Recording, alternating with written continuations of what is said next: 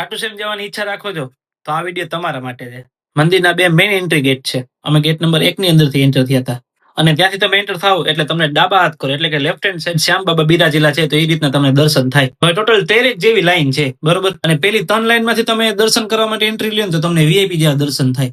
બાકી પેલી 3 લાઈન માંથી તો કેટલા બધા ભાવિકો ઉભા હશે વીઆઈપી દર્શન કરવા માટે, તો ધક્કા મૂકીમાં કદાચ છે વ્યવસ્થિત દર્શન ન થાય. બાકી 6, 7 અને 8 આ 3 લાઈન માંથી તમે એન્ટર થતા હો તો તમને વ્યવસ્થિત દર્શન થઈ જશે, ઓછી ગર્દી મળશે. અને જો તમે ગુલાબનું ફૂલ કે અત્તર કે વોટેવર બીજું કઈ લીધેલું હોય તો તમે નજીક જઈને તમે શ્યામ બાબાને તમે અર્પણ ન કરી શકો. એટલા માટે લેવું છે એ વેસ્ટ છે.